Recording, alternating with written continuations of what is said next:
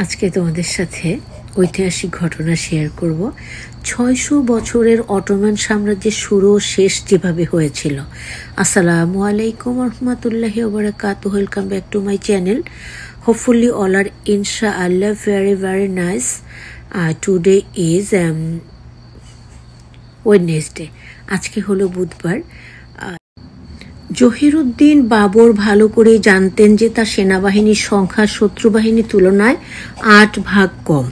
তাই তিনি এমন একটি পদক্ষেপ নেন যা ইব্রাহিম লোদি কল্পনাও করতে পারেননি। বাবর ছিলেন মধ্য এশিয়ার মুসলিম সম্রাট ও মোগল সাম্রাজ্যের প্রতিষ্ঠাতা। তিনি পানিপথের প্রথম যুদ্ধে লোদি রাজবংশের শেষ সুলতান ইব্রাহিম লোদিকে পরাজিত করে দিল্লি দখল করে মুঘল সাম্রাজ্য প্রতিষ্ঠা করেছিলেন। আর সেই পানিপথের যুদ্ধে অটোমান তুর্কিদের যুদ্ধ কৌশল ব্যবহার করেছিলেন বাবর। অটোমানদের উপহার যুদ্ধ কৌশল। তুর্কি অটোমান যুদ্ধ কৌশল অনুযায়ী বাবরের বাহিনী যুদ্ধের ময়দানে প্রথম সারিতে চামড়ার দড়ি দিয়ে ৭০০ গরুর গাড়ি বাঁধেন। তাদের পেছনে বসানো হয় যুদ্ধ কামান। বলে রাখা ভালো, এটি ছিল পানিপথের প্রথম যুদ্ধ এবং এর আগে ভারতের কোনো যুদ্ধে কামানের ব্যবহার হয়নি। কামানের বিষয় অনেকেই তখন জানতই না।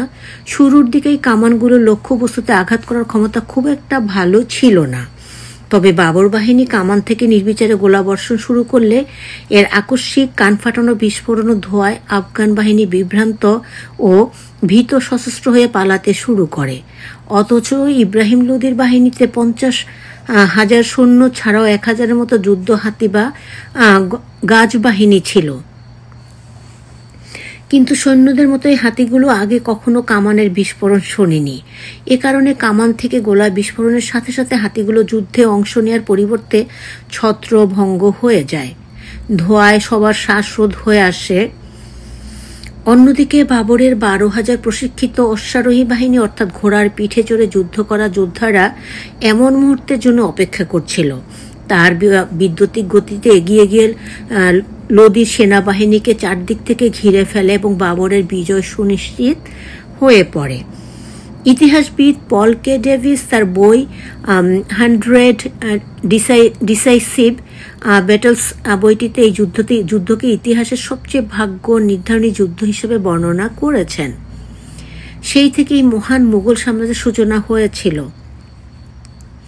অটোমান বা উসমানীয় যুদ্ধ কৌশল ছাড়াও বাবরের ওই যুদ্ধে ২ তুর্কি গোলা বিস্ফোরণকারী ওস্তাদ আলী ও মোস্তফাই বিজয়ের মুখ্য ভূমিকা পালন করেছিলেন। বাবরকে অটোমান সাম্রাজ্যের প্রথম খলিফা সেলিম তার ওই ২ সেনাকে উপহার হিসেবে দিয়েছিলেন। বিশ্বের সর্বশ্রেষ্ঠ সাম্রাজ্যগুলির মধ্যে একটি অটোমান সাম্রাজ্য ১৩ শতকে ওসমান গাজীর হাত ধরে প্রতিষ্ঠিত হয়েছিল। এই সময়ের মধ্যেই বাইজেন্টাইন সাম্রাজ্যের পতন হয় এবং আনাতোলিয়া অনেক ছোট ছোট রাজ্যে বিভক্ত হয়েছিল। উল্লেখ্য, বাইজেন্টাইন সাম্রাজ্য বর্তমান ইতালি, গ্রিস ও তুরস্ক, উত্তর আফ্রিকা ও মধ্যপ্রাচ্যের কিছু অংশ নিয়ে বিস্তৃত ছিল। অন্যদিকে আনাতোলিয়া হচ্ছে বর্তমান তুরস্কের বড় একটি অংশ। ওসমান গাজী ১২৫৪ সালে জন্মগ্রহণ করেন। সুগত নামে ছোট্ট একটি রাজ্যের তুর্কি সেনাপতি ছিলেন তিনি। একদিন তিনি স্বপ্নে দেখেছিলেন যে তিনি পৃথিবীর ইতিহাসের গতিপথ পাল্টে দিয়েছেন। ওসমানের স্বপ্ন। ব্রিটিশ ইতিহাসবিদ ক্যারোলিন ফিলকেট তার ওসমানীয় ড্রিম বইতে লিখেছেন যে ওসমান এক রাতে শেখ আদিব আলী নামে এক বৃদ্ধ দরবেশের ঘরে ঘুমিয়েছিলেন। ওই রাতে ওসমান স্বপ্ন দেখেন যে তার বুক থেকে একটি বিশাল গাছ বেরিয়ে ডালপালা ছড়াচ্ছে এবং সারা বিশ্বে ছায়া ফেলছে।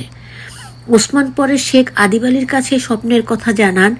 শেখ এই স্বপ্নের ব্যাখ্যা দিতে গিয়ে বলেন, হে উসমান, বাবা আমার, ধন্য হও, আল্লাহ তোমাকে এবং তোমার বংশধরদের কাছ থেকে রাজকীয় সিংহাসন অর্পণ করেছেন। এই স্বপ্নটি ওসমান গাজীর জন্য একটি বিরাট প্রভাবক হিসেবে কাজ করেছিল, কারণ তিনি বুঝতে পেরেছিলেন যে তিনি এখন আল্লাহর সমর্থন পেয়েছেন। তারপর আনাতোলিয়ার বেশিরভাগ অংশ জয় করে আশেপাশের সেলজুক ও তুর্কমান রাজ্যসহ বাইজেন্টাইন দখল করে নেন।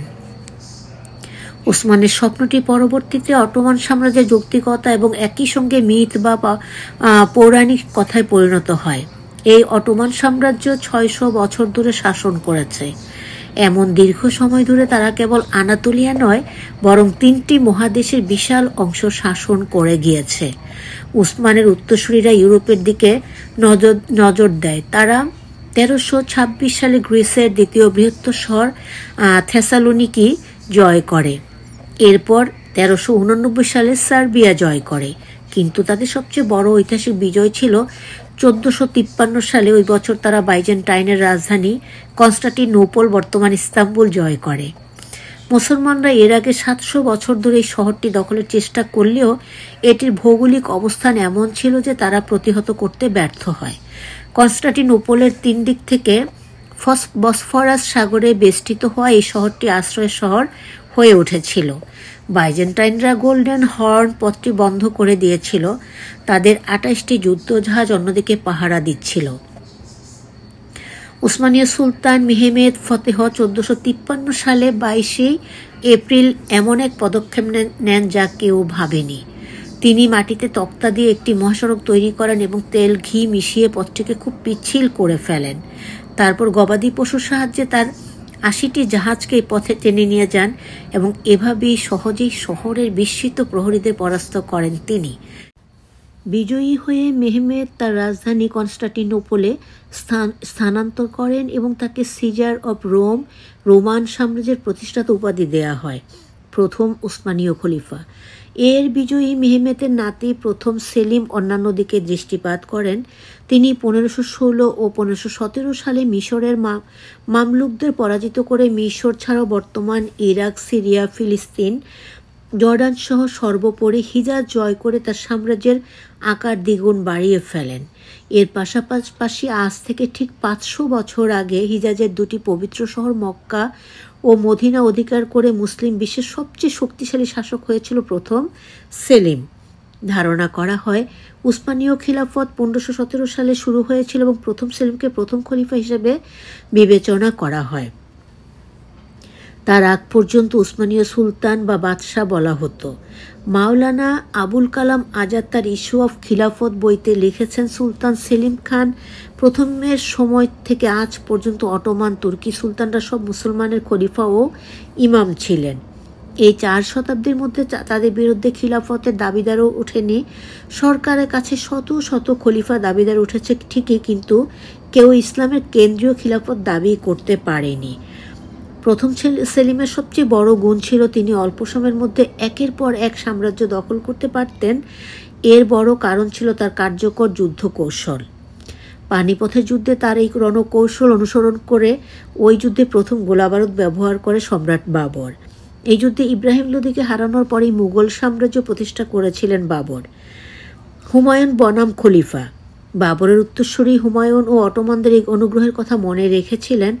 সেলিমের ছেলে সালমান আলিশানকে লেখা একটি চিঠিতে হুমায়ুন লেখেন, খিলাফতের মর্যাদার ধারক, মহানতার স্তম্ভ, ইসলামের ভিত্তির রক্ষক সুলতানের জন্য শুভ কামনা। আপনার নাম সম্মানের সিলমোহর খোদাই করা হয়েছে এবং আপনার সময় খেলাফতে নতুন উচ্চতর পৌঁছেছে। মহান আল্লাহ যেন আপনার খেলাফত অব্যাহত রাখেন, আমিন। হুমায়ুনের ছেলে আকবর অবশ্য উসমানীয়র সাথে কোনো সম্পর্ক স্থাপনের চেষ্টা করেননি, যার কারণ সম্ভবত এই যে ইরানের সাফাভিদ শাসকদের সাথে অটোমানরা তখন ক্রমাগত যুদ্ধে লিপ্ত ছিল এবং আকবর সাফাভিদ শাসকদের খেপাতে চাননি। তবে আকবরের উত্তরসূরি শাহজাহান আওরঙ্গজেবের অটোমান সুলতানের সাথে সুসম্পর্ক ছিল। উপহার বিনিময় আর কূটনৈতিক মিশন তাদের মধ্যে সাধারণ বিষয় ছিল এবং তারা তাকে সমস্ত মুসলমানদের খলিফা বলে মনে করতেন। শুধু মুঘলরা নয়, অন্যান্য ভারতীয় শাসকরাও অটোমানদেরকে তাদের খলিফা হিসেবে বিবেচনা করতেন এবং ক্ষমতায় আসার পর তাদের কাছ থেকে আনুগত্য নেওয়া জরুরি বলে মনে করতেন। টিপু সুলতান মহীশূরের শাসক হওয়ার পর তিনি তৎকালীন অটোমান খলিফা 3য় সেলিমের কাছ থেকে তার শাসনের জন্য সমর্থন চাইতে কনস্টান্টিনোপলের একটি বিশেষ প্রতিনিধি দল পাঠিয়েছিলেন। 3য় সেলিম টিপু সুলতানকে তার সমন্বিত একটি মুদ্রা টাকশাল করতে এবং শুক্রবারের খুতবায় তার নাম পাঠ করার অনুমতি দেন। তবে ব্রিটিশদের বিরুদ্ধে যুদ্ধ করার জন্য টিপু সুলতান যখন সামরিক সহায়তা চেয়েছিলেন, তখন অটোমান খলিফা সেই অনুরোধ গ্রহণ করেননি, কারণ সে সময় তিনি নিজে রাশিয়ানদের সাথে যুদ্ধে লিপ্ত ছিলেন এবং শক্তিশালী ব্রিটিশ শত্রুদের পরাস্ত করা বেশ কঠিন হতো। সুলতান সুলাইমান অটোমানরা শুরুতে ইউরোপের অনেক অঞ্চল দখল করে, তবে এই সাম্রাজ্য রাজনীতি, রণনীতি, অর্থনীতির 3টি ক্ষেত্রে সবচেয়ে প্রসার লাভ করে প্রথম সুলতান সুলাইমানের আমলে। তিনি 1520 থেকে 1556 সালে টানা 45 বছর আমৃত্যু শাসনে ছিলেন। সুলাইমান আলী খানের শাসন আমলে সালতানাত বা অটোমান সাম্রাজ্য তার সামরিক, রাজনৈতিক, অর্থনৈতিক ও সাংস্কৃতিক শীর্ষে পৌঁছেছিলেন। এ কারণে তিনি পশ্চিম ইউরোপে সুলাইমান দ্য ম্যাগনিফিসেন্ট নামে পরিচিতি পেয়েছিলেন। অন্যদিকে নিজ সাম্রাজ্যে তাকে বলা হতো কাননি সুলতান। বেলগ্রেড ও হাঙ্গেরি জয় করে সুলাইমান তার সীমানা মধ্য ইউরোপ পর্যন্ত প্রসারিত করেছিলেন। তবে দুবার চেষ্টা করেও অস্ট্রিয়ার বিলাসবহুল শহর ভিয়েনা জয় করতে পারেননি তিনি, যাকে ঘিরে তুরস্কের জনপ্রিয় সিরিয়াল সুলতান সুলাইমান নির্মাণ করা হয়েছিল। সিরিয়ালটি বাংলাদেশ সহ দক্ষিণ এশিয়ায় ব্যাপক জনপ্রিয়তা অর্জন করে। ইউরোপ এগিয়ে যায়। ইউরোপ বিজ্ঞান ও প্রযুক্তিতে 16 ও 17 শতকে বিশ্বের বাকি অংশকে ছাড়িয়ে যায়।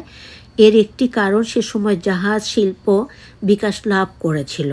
এটি ছিল ইউরোপের আবিষ্কারের যুগ, অর্থাৎ ইউরোপীয় নৌবহর, বিশেষ করে স্প্যানিশ, পর্তুগিজ, ডাচ এবং ব্রিটিশ নৌবহরগুলো সারা বিশ্বের সমুদ্র অন্বেষণ করেছিল। এভাবে আমেরিকা মহাদেশের আবিষ্কার হয় এবং ইউরোপীয়রা তা দখল করে। এই দখলদারিত্বের কারণে ইউরোপ বাকি বিশ্বের উপর প্রভাব বিস্তার করতে শুরু করে। এ সময় ইউরোপীয় বিশ্বের বিভিন্ন অংশে তাদের উপনিবেশ স্থাপন করতে শুরু করে। ইউরোপীয়দের জন্য বেশি বেশি জলমান চালাতে নতুন নতুন যন্ত্র উদ্ভাবন করা এবং যন্ত্রগুলো উন্নত করার প্রয়োজন ওঠে। এই প্রয়োজনীয়তা থেকে সে সময় ইউরোপ বিজ্ঞান ও প্রযুক্তি উন্নয়ন করতে থাকে। এ সময় দ্বিতীয় আরেকটি শিল্প বেশ বিকাশ লাভ করে, আর সেটি হচ্ছে ছাপাখানা। এই ছাপাখানার উদ্ভাবন হয়েছিল 1439 সালে।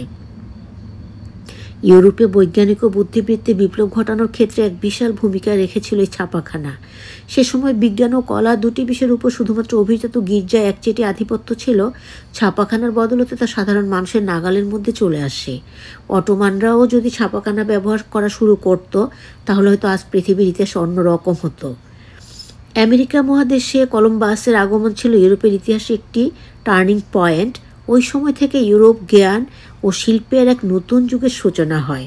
কিন্তু সুলতান ফাতিহের পুত্র দ্বিতীয় বায়েজিদ 1483 সালে যারা আরবি হরফে বই ছাপাতেন তাদের জন্য মৃত্যুদণ্ড আরোপ করেন।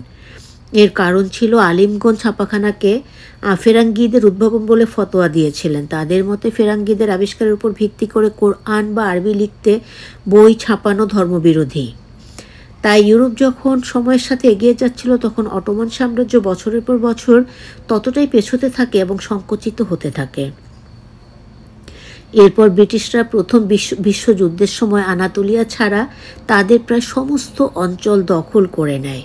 ভারতের মুসলমানরা এতে অনেক ভেঙে পড়ে, কারণ তারা অটোমান খলিফাকে তাদের ধর্মীয় শাসক ও নেতা হিসেবে বিবেচনা করত। প্রথম বিশ্বযুদ্ধের পর ওসমানীয় সাম্রাজ্যের পরিকল্পিত ভাঙ্গন এবং তাদের উপর ব্রিটিশ নীতির বিরুদ্ধে ভারতীয় মুসলমানরা একটি রাজনৈতিক প্রচারণা শুরু করে যাকে খিলাফত আন্দোলন বা তেহরিকি খিলাফা বলা হয়। 1999 সালে মাওলানা মোহাম্মদ আলী ও মাওলানা শওকত আলীর নেতৃত্বে এই খিলাফত আন্দোলনের যাত্রা শুরু হয়। এই আন্দোলন থেকে ব্রিটিশদের হুমকি দেওয়া হয়েছিল যে যদি তারা অটোমান খলিফা আব্দুল হামিদকে পদচ্যুত করার চেষ্টা করে, তবে ভারতীয় মুসলমানরা তাদের বিরুদ্ধে বিদ্রোহ করবে। খলিফা আন্দোলনে যোগ দেওয়া নেতাদের মধ্যে আতাউল্লাহ শাহ বুখারি, হযরত মুহানি, মাওলানা আবুল কালাম আজাদ, জাফর আলী খান, মাওলানা মাহমুদুল হাসান ও হাকিম আজমল খান অন্যতম ছিলেন। মোহাম্মদ আলী জিন্নাহ ও বায়ে গান্ধীজি ছিলেন খিলাফতের সাথে সরে দাঁড়িয়েছিলেন কায়েদি আজম। ভারতের কংগ্রেস পার্টি বা ইন্ডিয়ান ন্যাশনাল কংগ্রেস INC 1920 সালে খিলাফত আন্দোলনকে সমর্থন করতে শুরু করে। মহাত্মা গান্ধীর অহিংস আইন অমান্য অভিযানের সূত্রপাত হয়েছিল এই খেলাফত আন্দোলনের মধ্য দিয়েই। মজার ব্যাপার হলো কায়েদে আজম মোহাম্মদ আলী জিন্নাহ নিজেকে আন্দোলন থেকে দূরে রেখেছিলেন, কারণ তিনি বিশ্বাস করতেন যে এটি সফল হবে না। এই আন্দোলন গতি পাওয়ার আগে 1922 সালে কামাল আতাতুর্কের নেতৃত্বে তুরস্কের জাতীয়তাবাদী বাহিনী দেশটিতে দখল করে এবং খলিফা আব্দুল হামিদকে ক্ষমতাচ্যুত করে খিলাফতের পদ বাতিল করে।